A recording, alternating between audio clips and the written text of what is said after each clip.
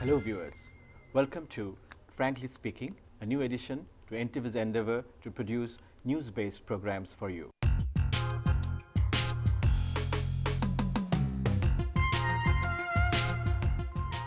Today, we are very fortunate to have with us the Pakistani Foreign Minister who is visiting Bangladesh to invite our Prime Minister, Begum Khaleda Zia, for the upcoming SAARC Summit in Islamabad from January 4th to 6th. Before we go on to introduce him, I would like to say a few words about the program because this is the first edition of this new program. The program is basically based, of course, on news, but we are also looking to introduce to you visitors, dignitaries who come to Bangladesh, and also those delegates or ambassadors or dignitaries who are resident in Bangladesh involved with the development process of Bangladesh. Viewers, as I've already told you before, that today we have with us the Pakistani Foreign Minister, His Excellency Mr. Khurshid Mahmood Kasuri. Your Excellency, a very warm welcome to you on myself to Bangladesh. Of course, I know that Bangladesh is not very new to you. You have been here before. Can we go back when you were here before? Oh yes, I'd like to go down the memory lane. I have been here before, but unfortunately not after Bangladesh became independent. So this is your first visit after that? After that, yes, but before that, since my father had many friends in Bangladesh, he had many contacts in the political field, lots of friends. For example, I visited here when my father, along with some others, and Maulana Bhashani were forming the NAP here, the NAP. Then I've also been here during the campaign of Miss Fatima Jinnah, when Field Marshal Ayub Khan was the candidate against her. And I have been also here in connection with the formation of various fronts, you know. So you have been very active. Yes, I have. What difference do you really find from your visit then and now? Well, I mean, the world has changed all over, so it has, and in Bangladesh, I see a lot of development, which makes me very happy. But the people were very friendly then and are very friendly now. That's the most important thing. And the Bangladesh cricket team is in Pakistan now. Yes, they've done very well, and we wish them all success. I wish they do better. So have you been able to watch any of the match anytime? Unfortunately, foreign ministers' itinerary is very busy, and I barely get the time to meet my own family. Right. And traveling a lot, and if I get any time, I go to my constituency, which is maybe 1 or 8 or 10 days. It's on the Indian border, opposite Firozpur. It's called It's the district of Kasur. So since coming history, you have been passing a very busy schedule, as I can see. You have already met our Honorable Prime Minister Begum Khaleda Zia, the Foreign Minister Mr. Murshid Khan, and the Finance Minister Mr. Zaifur Rahman. How do you sum up your talks? I also met with your president. Yes, of course. And yes, it was a very successful visit to the point of view that it was a warm visit, it was a very cordial visit, which is just to be expected. It is symptomatic of the close brotherly ties between the people of Pakistan and Bangladesh. And I enjoyed every moment of my stay here. And I chose Bangladesh as the first stopover on a tour which will take me to 6 countries ultimately to deliver these invitations. That is because of the special warmth that the people of Pakistan feel for the people of Bangladesh. So how are you looking at the summit and how are the preparations for the summit? Well, the summit to be held in Pakistan will be in January, and it will be preceded by an official level meeting which will start towards the end, the 4th week of December. And expectations. We feel that unlike other regional countries, SAARC has not really taken off. And we see the results thereof as well. For example, everybody talks of the success of the European Union, but that's further away. Why not look at our neighbors, ASEAN? They've been a great success, and they have had a very major impact on removal of poverty in that region. Right. So where is the problem with SAARC? I think there's something maybe wrong with our psyche. The others have learned to manage their differences, even if differences exist. Which people in the world have no differences? Did the Europeans not have differences? They had major differences. In fact, they almost destroyed each other through 2 world wars in the 20th century. And maybe it is because they came near destruction that they realized the value of peace, the value of cooperation, and they learnt the art of managing their disputes.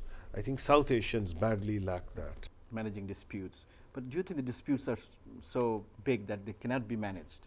They can not, let alone not be managed, they can also be solved. Where there's a will, there's a way. In this case, you need the political will. As long as the politicians in South Asia will behave as petty politicians, there's not much hope for the poor downtrodden masses, because after all, it's the downtrodden masses who pay the price. The politicians are relatively well off. I feel very Our optimistic. politicians have to behave like statesmen before these things can be managed, let alone resolved. You're watching Frankly Speaking, and our guest today is the Pakistani Foreign Minister, His Excellency Mr. Khurshid Mahmood Kasuri. We'll now take a short break. Stay with us.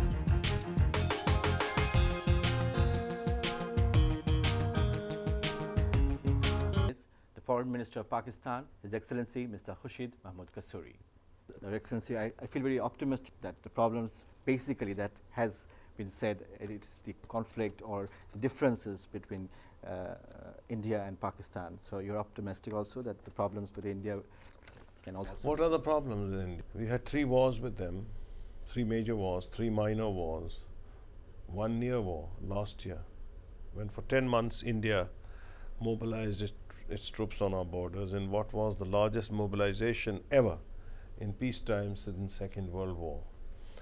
And what is the lesson? The lesson is that India cannot impose its will on Pakistan. Pakistan cannot impose its will on India. Now, if that is the case, if these wars have not solved, what's the other way out? The other way out, a resolution of all these problems, largely the issue of Jammu and Kashmir, through initiating a peaceful process of a dialogue. If there is a dialogue, and a dialogue which is uninterrupted, uninterruptible, if the Americans and the Vietnamese who were fighting, killing each other, and the Americans were raining bombs on them, even then they were talking. Now, if they could talk, why can't Pakistan and India talk? We have to learn to talk, because this problem will not go away. It has to be taught. A continuous process of dialogue, you want to say? Is this what is necessary? And we don't run away from dialogue. In fact, President Musharraf and Prime Minister Vajpayee at Agra had agreed to that, and credit has to be given to both of them, not just to President Musharraf. Both of them had showed statesmanship. Both of them had shown flexibility. We have the draft of the declaration that was almost signed. It's a separate issue. It was not signed. We know the reasons for that, because some of the hardline elements in the ruling party decided not to allow their own prime minister to go forward with an agreement that had already been more or less finalized. Be that as it may, we don't have to reinvent the wheel. In about 7 or 8 foreign secretaries level meetings, we have more or less, finalized the agenda of talks. Then whatever there was left was finalized by Prime Minister Vajpayee and President Musharraf. So why don't we start from where we left? But we can't do it on our own. We've shown our will on more occasions than one. But this is, as I say often, only 2 can tango. We need a peace. We can't dance alone, singing peace.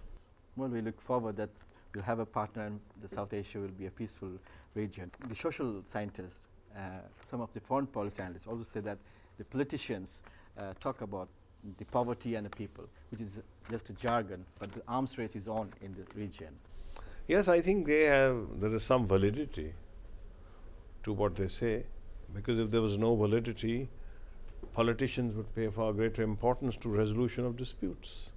But unfortunately, in some countries, disputes are used to advance political careers of individual politicians. At least I can say, I've never done it. My constituency is on the border with India. I could curse India, get a few thousand more votes. It's just across the border. Firozpur is on the other side. I've never done that. I thought it's very, very demeaning. And let me say something else. No political party in Pakistan, whether political or a religious political party, makes anti-India its election platform or anti-Hindu its political platform. We don't do it. We don't do it in Your Pakistan. issues are local issues that you find. Our issues are local, national. We may have disputes with India or Kashmir, but we never make India hating, Hindu hating the basis of our election campaigns. In that way, let me say, we are probably more advanced than many countries. So coming back to Dhaka again, you have met these representatives of the Bihari community, the stranded Pakistanis as they are called here, and what were the topic? And Well, I told them that as far as Pakistan is concerned, there are various aspects to it. There is the aspect of international obligations, fulfilling international obligations. I told them we fulfill that. There's the humanitarian aspect. I said we would like to do more. But I also told them, frankly, there were two constraints. The first constraint is of a political nature, which concerns the body politic of Pakistan. There are people living in a certain region of Pakistan who feel and who say openly that if Biharis were to come to Pakistan, and even if we were to settle them in Punjab, they will ultimately end up in another part of Pakistan. And where they say that the population balance is threatened, the demographic balance is threatened. So we need to have a consensus in Pakistan on this issue. If we can take 4 million Afghan refugees, we could have taken the 50,000 a few, let's say, refugees from this part. But I have already honestly told you our problem. The problem has political repercussions inside Pakistan. Then, besides the international obligation having been met, a large number of these people have managed anyway to go to Pakistan. You know how people do go there, and they have managed to go there. Then, there's the question of raising the necessary financial resources. An estimate was made at one stage that $4 billion would be required. $400 million would be required. Now, that sort of money has not yet been available. Having said that, once the Afghan refugees go back, we can look at the issue again. If we can arrive at a consensus in our own country with the people of a particular region who feel that their demographic situation is adversely affected. So that's as frank as I can be on this issue. And to wind up, can you give a brief on how would you describe the relations between Bangladesh and Pakistan? Oh, they're excellent. They were characterized by the warmth that I received throughout here. And Pakistan, I was asked by our Bangladeshi brothers here if we could do more for trade. We have allowed some jute and tea imports into Pakistan. So I was broached if we could have the framework of a free trade area. Well, I promise to do all I can on my part, and I think the rest really depends on the finance ministers and the commerce ministers of the two countries. I am in favor of extending all cooperation we can to our Bangladesh brothers because, you know, even on the issue of OIC, we are supporting the candidate put forward by the Bangladeshi government. And we feel that we have similar opinion on issues affecting the Muslim world, the backwardness of the Muslim world.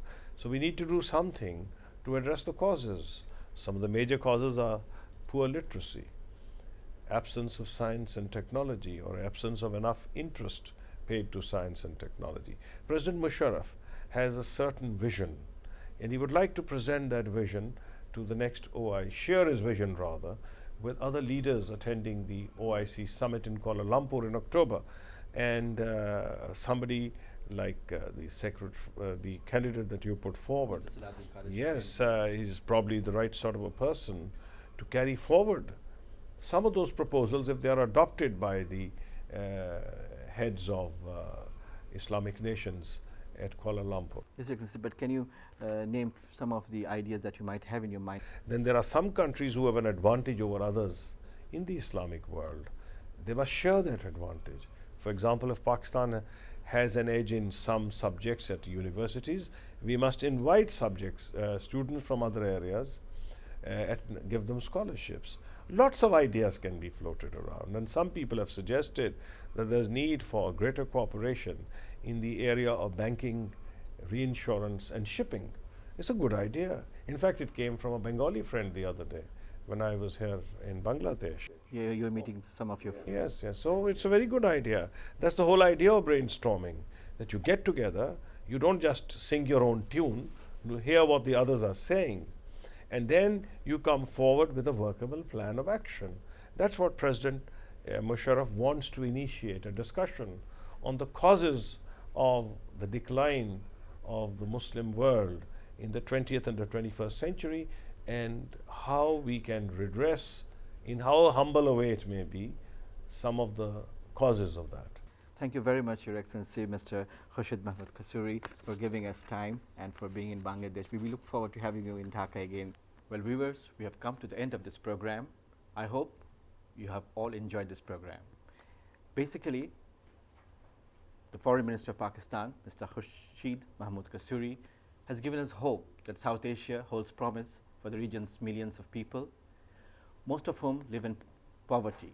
The region needs most is development and peace to go forward, and we are part of the South Asia region. Bangladesh initiated the SAARC concept, it took forward SAARC, and of course, we all in Bangladesh look forward that the upcoming summit in Pakistan would bring success to SAARC movement. Thank you so much for being with us.